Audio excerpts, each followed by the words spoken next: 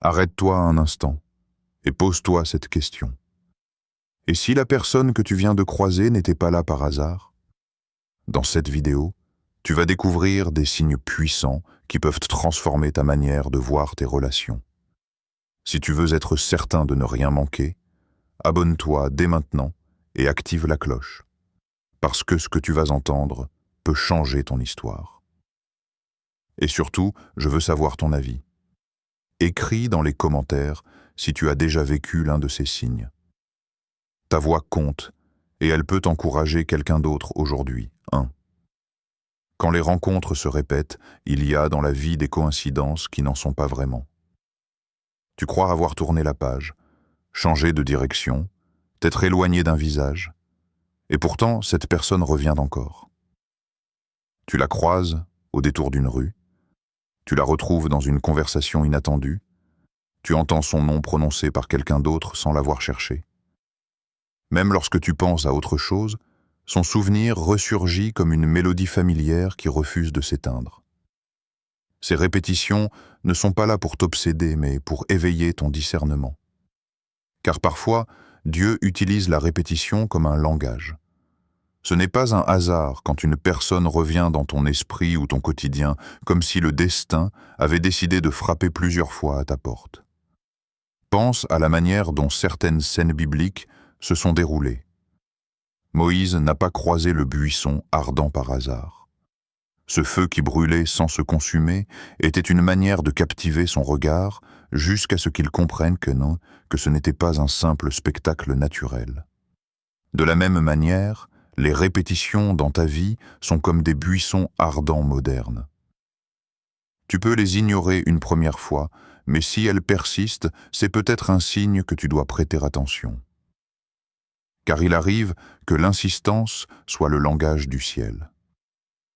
Il est facile de balayer ces moments d'un revers de la main et de dire « ce n'est qu'une coïncidence ». Mais combien de fois as-tu déjà senti que ce hasard venait en fait te troubler comme si quelqu'un te demandait d'ouvrir les yeux plus grands? Imagine une personne que tu croises à plusieurs saisons différentes de ta vie, et chaque fois, cette rencontre s'accompagne d'une émotion précise ou d'un changement intérieur. Est-ce que ce n'est pas là une manière subtile pour Dieu de te montrer que ce lien ne doit pas être négligé? Ces répétitions peuvent se manifester de plusieurs manières.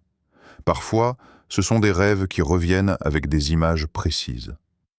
Parfois, c'est une pensée insistante qui te suit jusque dans tes moments les plus calmes. Ou encore, c'est un souvenir qui refuse de s'effacer, comme une page qu'on tente de tourner, mais qui colle encore au doigt. Quand l'esprit veut attirer ton attention, il n'utilise pas toujours un tonnerre ou un miracle éclatant.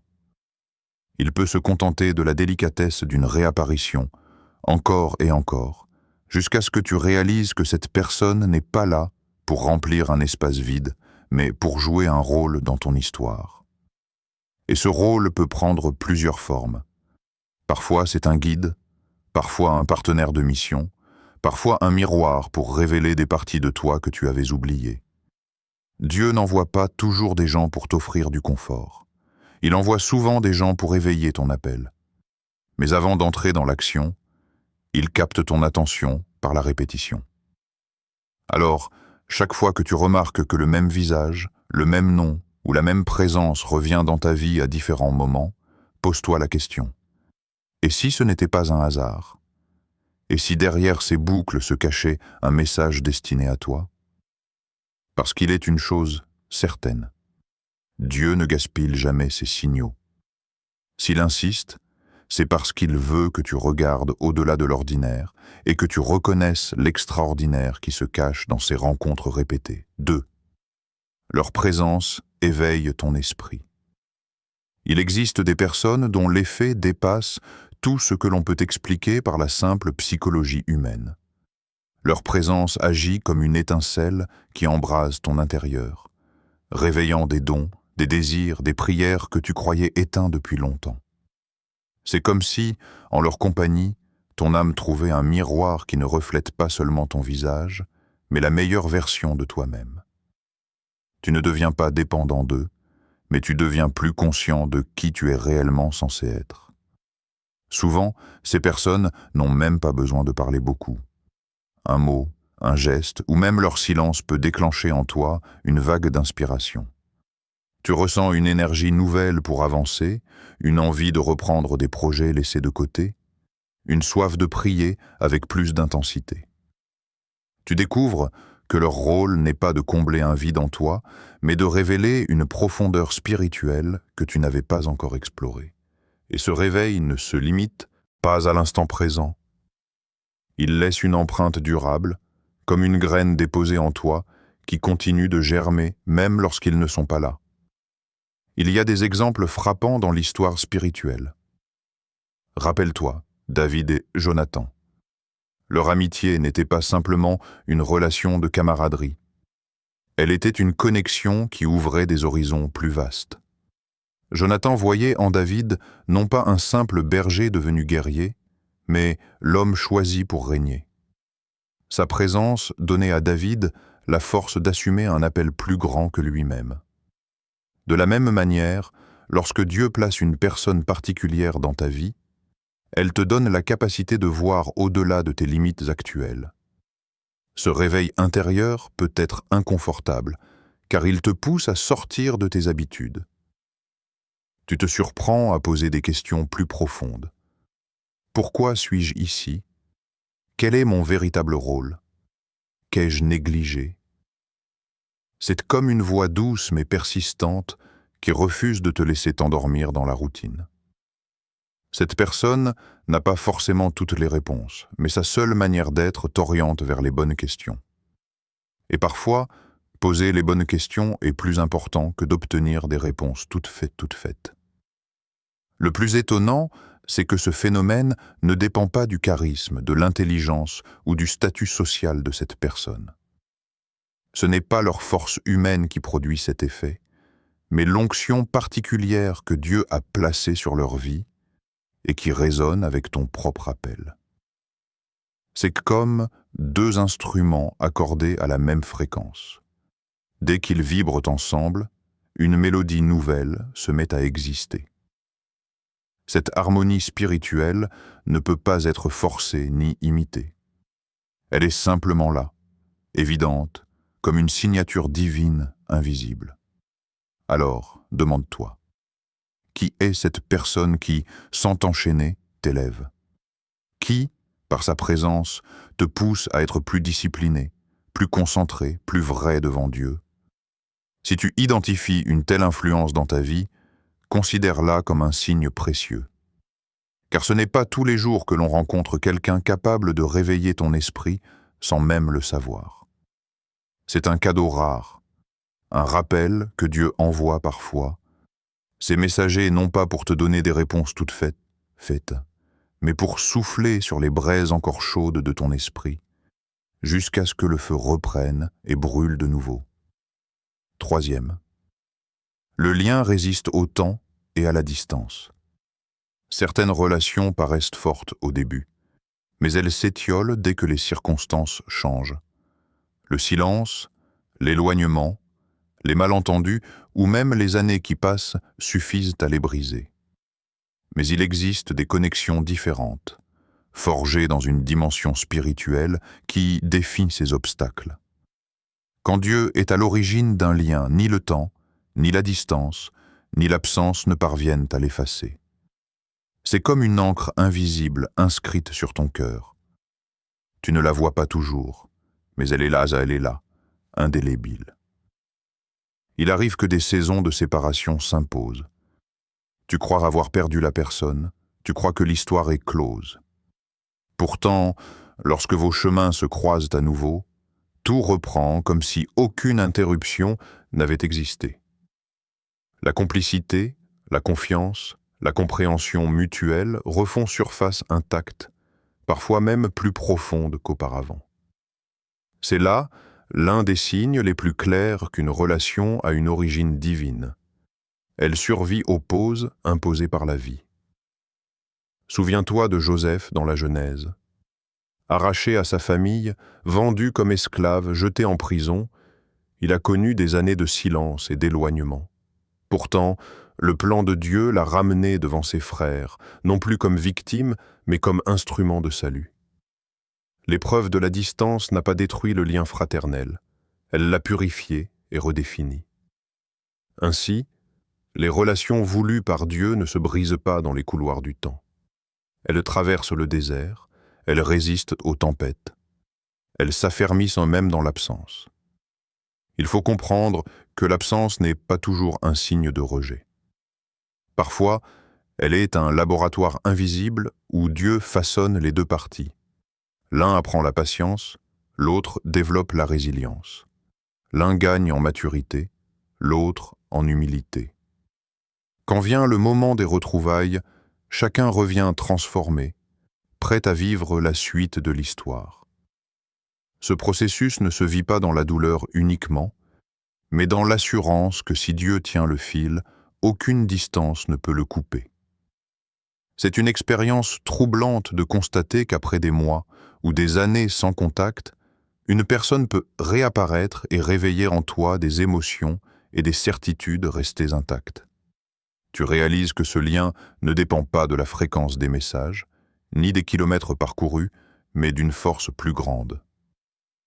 Comme deux étoiles éloignées qui brillent pourtant selon le même rythme, vos vies restent connectées malgré la distance.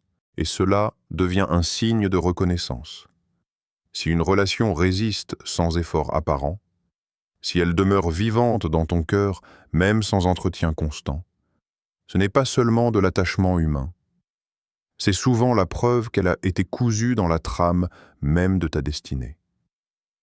Les pauses, les silences, les éloignements ne sont pas des fins définitives, mais des respirations orchestrées par celui qui sait unir les vies au moment parfait. Alors, observe bien. Quelles sont les relations qui ont survécu à l'usure du temps, à la froideur de la distance, au poids des silences? Celles qui restent, celles qui persistent malgré tout, ne sont pas des accidents. Elles sont souvent les plus précieuses, car elles portent l'empreinte d'un dessein plus grand que toi. 4. Ils te poussent vers ton appel, pas vers ton confort.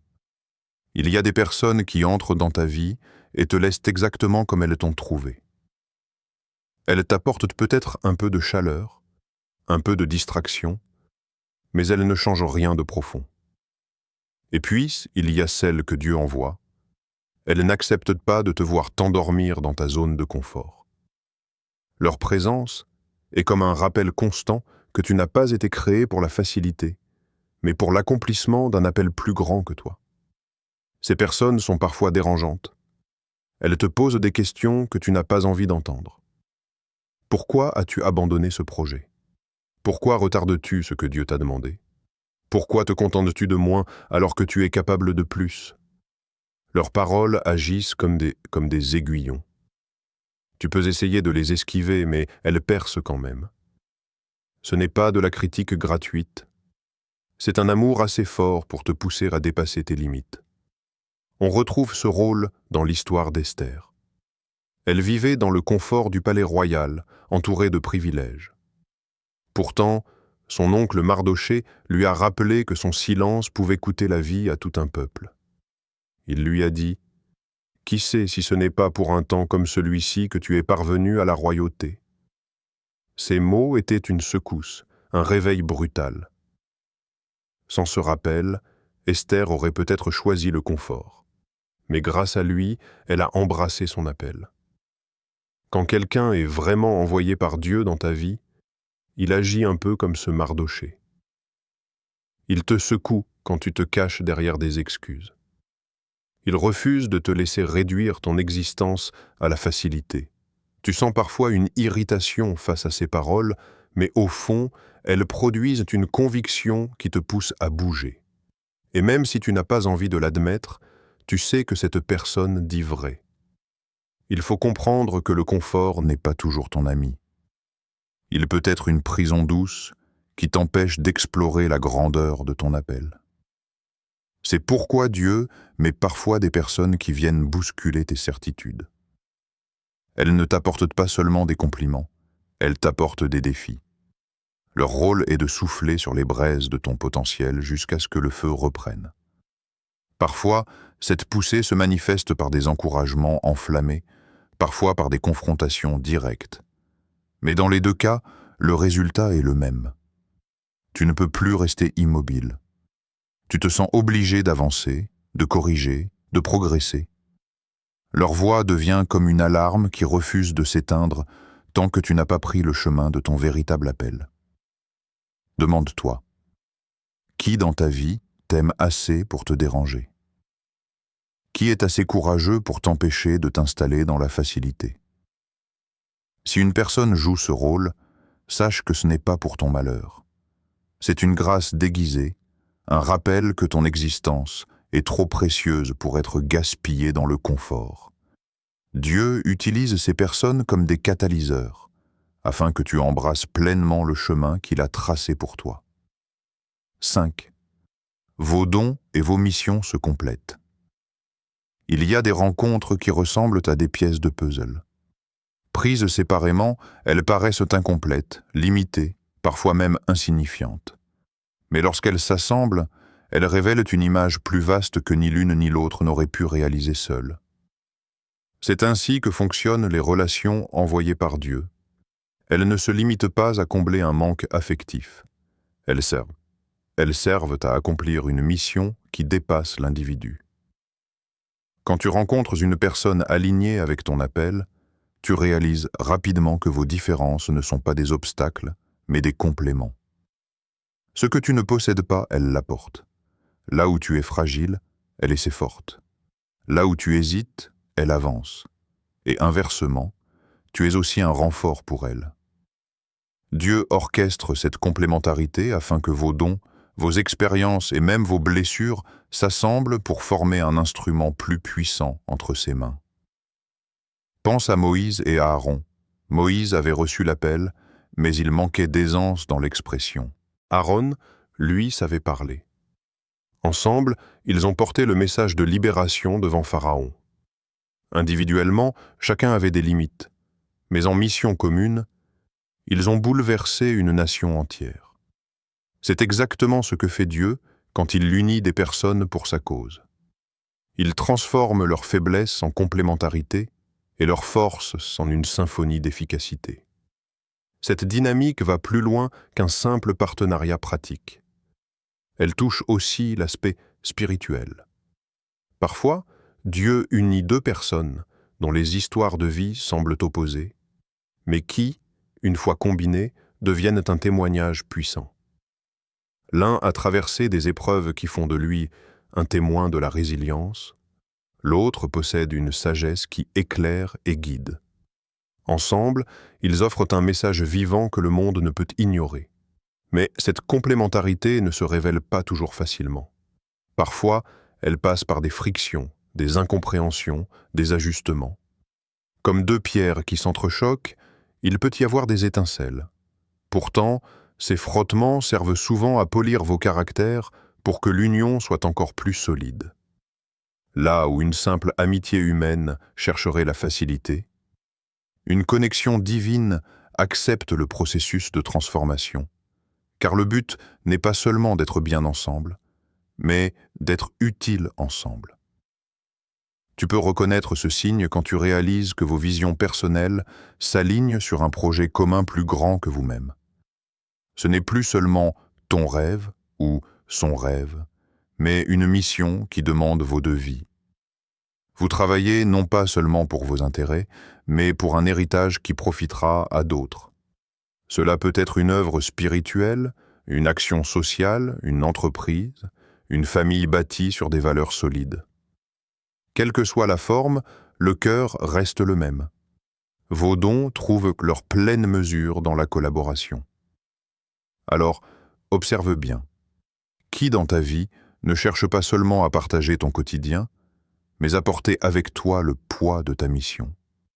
Qui te pousse à bâtir quelque chose qui survivra au temps, quelque chose qui bénira non seulement ta génération, mais aussi celles qui viendront après toi?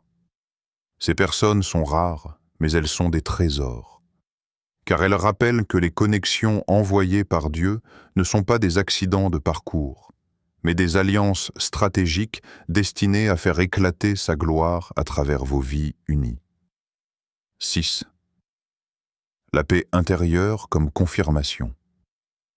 Il y a des situations où tout autour de toi semble incertain. Les circonstances paraissent compliquées, les avis des autres sont contradictoires, et même ta logique te crie que ce lien n'a pas de sens. Pourtant, au milieu de ce chaos extérieur, tu ressens une tranquillité profonde, une paix silencieuse, stable, qui ne vient pas d'explications rationnelles, mais d'une conviction intime. C'est le sceau que Dieu appose parfois sur une relation, la paix qui dépasse toute compréhension. Cette paix n'est pas une simple absence de conflit ou un soulagement temporaire. Elle se manifeste même quand les questions demeurent, même quand les défis persistent. C'est un repos intérieur qui te dit « Oui, tu es là où tu dois être. Tu peux ne pas savoir exactement ce que l'avenir réserve, mais tu sais au fond de toi que la présence de cette personne correspond à la volonté divine. » C'est une certitude discrète mais indestructible, comme une ancre qui garde ton cœur paisible au milieu des vagues. Beaucoup cherchent des signes spectaculaires pour confirmer une relation, une prophétie audible, un miracle visible, une révélation dramatique. Mais souvent, Dieu choisit la voie la plus simple et la plus subtile, un calme profond dans ton esprit. Ce calme n'est pas fragile. Au contraire, il résiste aux doutes et aux peurs. Même quand tu t'interroges, tu reviens toujours à ce sentiment paisible qui refuse de disparaître. Il est important de distinguer cette paix de l'euphorie passagère. L'euphorie monte et descend, elle dépend des émotions et des circonstances. La paix véritable, elle, demeure même dans les tempêtes. Elle ne se brise pas face aux obstacles, car elle ne repose pas sur tes propres forces, mais sur le témoignage du Saint-Esprit à l'intérieur de toi. Cette paix est un langage divin. Quand elle est là, tu n'as pas besoin de forcer, ni de te convaincre par des raisonnements interminables. Tu sais, tout simplement. Souviens-toi des paroles de Jésus. « Je vous laisse la paix, je vous donne ma paix. » Cette paix n'était pas une promesse de facilité, mais une assurance de sa présence. De la même manière, lorsque Dieu place une personne sur ton chemin, sa paix devient l'indice discret mais puissant que ce lien vient de lui. Elle agit comme un sceau invisible, un témoignage intérieur que rien ne peut contredire. Alors, prends un moment pour observer ton cœur. Quand tu penses à cette personne, est-ce que tu sens la confusion ou la sérénité? Est-ce que tu ressens la peur ou un calme inexplicable? Si c'est la paix qui domine malgré l'incertitude, ne l'ignore pas. Car cette paix est peut-être la manière la plus douce mais la plus sûre par laquelle Dieu confirme. Oui, c'est bien moi qui ai envoyé cette personne dans ta vie. Si ces signes ont trouvé un écho en toi, c'est que Dieu est peut-être en train de t'ouvrir les yeux sur une relation qui dépasse tes attentes. Ne prends rien à la légère. Chaque connexion peut cacher un plan divin plus grand que toi. Alors, garde ton cœur attentif, marche avec discernement et laisse-toi guider par sa paix. Avant de partir, je t'invite à t'abonner, à liker la vidéo et à partager ce message avec quelqu'un qui en a besoin. Et dans les commentaires, écris un simple « Amen » si tu crois que Dieu orchestre des rencontres pour ton bien. Ta déclaration de foi peut être la clé d'un nouveau départ.